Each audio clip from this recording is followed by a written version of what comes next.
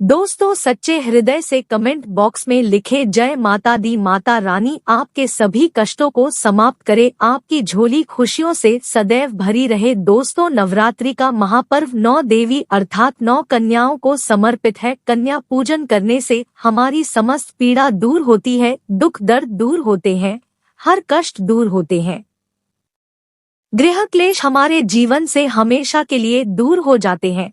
यहाँ तक कि पितृदोष, राहु दोष, मंगल दोष, काल सर्प दोष, मात्र कन्या पूजन से शनि से पीड़ित व्यक्ति को राहत मिलती है, सुकून मिलता है, घर में खुशियाँ आती है तथा अकाल मृत्यु घर में कभी नहीं होती। दोस्तों, आपको बता दे, इस बार माता रानी हाथी की सवारी पर पृथ्वीलोक पर आ चुकी है और भक्तों के कष्टों को दूर करेंगी। जब जब माता रानी हाथी पर सवार होकर आती है, तब तब धरती पर फूल खिलते हैं और वर्षा होती है तथा हरियाली की उत्पत्ति होती है और जीवन सुगम हो जाता है। किसान के घर में साक्षात माँ जगदम्बा जगत माँ का आगमन होता है। दोस्तों, इस बार के नवरात्रि बहुत ही शुभ और मंगलकारी होने जा रही है।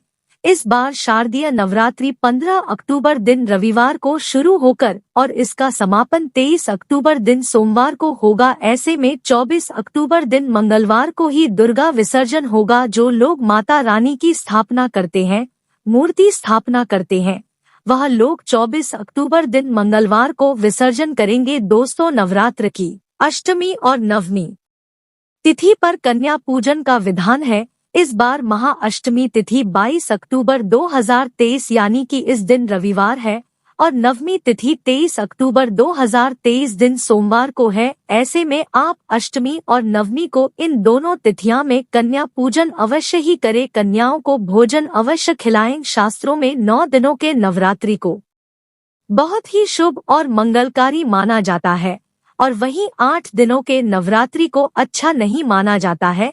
ऐसे में 10 दिनों के नवरात्रि बहुत ही शुभ माने गए हैं।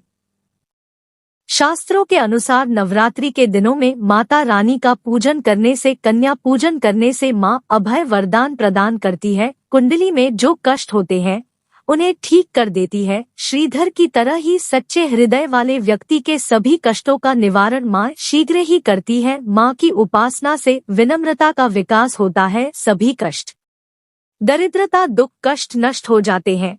नवरात्रि में माता रानी का व्रत और पूजन किया जाता है, लेकिन नवरात्रि के दौरान सबसे ज्यादा महत्व होता है कन्या पूजन का। दोस्तों, कन्या रानी जो होती है फूल की पंखुड़ियों की तरह नाजुक होती है। कन्या पूजन सर्वोपरि है, श्रेष्ठ है। कन्या के रूप में स्वयं जगदम्बा देवी माता वैष्णो 9 देवियां अर्थात समस्त ब्रह्मांड इनके शरीर के कण कण में वास करते हैं, बहुत कम लोग जानते हैं। 33 कोटि देवी देवताओं का वास होता है कन्याओं के मस्तक पर। कन्या चाहे छोटी हो चाहे बड़ी हो, वह सदैव पूजनीय है, माँ के समान मानी जाती है। दोस्तों, माना जाता है उपासना से माता रानी इतना प्रसन्न नहीं होती है जितना कि कन्या पूजन से होती है। नवरात्रि में छोटी छोटी कन्याओं को माता रानी का स्वरूप माना जाता है। कन्याओं को भोग लगाया जाता है, उन्हें प्रसन्न किया जाता है और बदले में आशीर्वाद मांगा जाता है। कन्याओं को प्रसन्न करने के लिए गिफ्ट आदि उपहार वगैरह दिए जाते हैं। माना जाता है अगर कन्याओं को कोई भेंट दी जाए और वह उसे खुशी खुशी स्वीकार कर ले तो इसका मतलब है माता रानी अर्थात माता वैष्णो ने वह भेंट स्वीकार कर ली। जिन पर कन्याएं प्रसन्न होती है तो समझो उन्हें माता रानी का आशीर्वाद मिल गया और माता रानी की कृपा से उन्हें मोहमांगा वरदान प्राप्त होता है। कन्या पूजन कोई मामूली पूजन नहीं होता। समस्त ब्रह्मांड में जो पूजा होती है उनसे बढ़कर कन्या पूजन को माना जाता है। 10 बार गंगा स्नान करने से और 100 बार यज्ञ करने से तथा 1000 बार यात्रा करने से जो पुण्य मिलता है वह मात्र एक बार कन्या पूजन करने से करोड़ों गुना भक्त को मिल जाता है, प्राप्त हो जाता है। दोस्तों, इसीलिए कहा जाता है कि कन्याओं को सताना नहीं चाहिए, इससे समस्त ब्रह्मांड हिल जाता है। कन्याओं की जितनी सेवा की जाए कम ही होती है। कन्याएं कोई मामूली नहीं होती। कन्या के रूप में स्वयं उनके मस्तक पर विराजमान होकर स्वयं देवी चलकर आपके घर तक आती है। नवरात्रि में 2 साल से लेकर 10 साल तक की कन्या का पूजन होना चाहिए। अष्टमी अथवा नवमी को कन्याओं के पैर धोकर भोजन कराना, उपहार आदि देना श्रेष्ठ माना जाता है, दुर्लभ माना जाता है। ऐसा मौका कभी हाथों से नहीं जाने देना चाहिए। इस दिन जितना ज्यादा हो सके कन्याओं को हाथ पकड़कर, पैर पकड़कर अपने घर तक लेकर आए। दोस्तों, वीडियो में आगे बढ़ने से पहले आप एक लाइक जरूर करें। लाइक करने में कंजूसी न करें। दोस्तों, कैसे करें कन्याओं का स्वागत? कन्या जब आपके घर आए तब सभी के पैरों को दूध और पानी से उनके पैरों को धुलाना चाहिए। खासकर मर्दों को कन्याओं के पैर आवश्यक धोने चाहिए। इससे मैया वैष्णो प्रसन्न होती है। दोस्तों, फिर उसके बाद कन्याओं को किसी साफ जगह पर जमीन पर कपड़ा बिछाकर बैठाना चाहिए। उनके माथे पर अक्षत, फूल और कुमकुम लगाना चाहिए। फिर उसके बाद भोजन ग्रहण करवाना चाहिए। लेकिन हमेशा याद रहे, कन्याओं की थाली में 3 पूरियां कभी ना रखे। इसे शुभ माना जाता है। 3 पूरियां तथा 3 रोटियां मरने वाले व्यक्ति के लिए निकाली जाती है और जेल में कैदियों के लिए दी जाती है। ऐसे में कन्याओं को उनकी थाली में 3 पूरी कभी न दे, लेकिन 1-2 करके पूरी दे सकते हैं।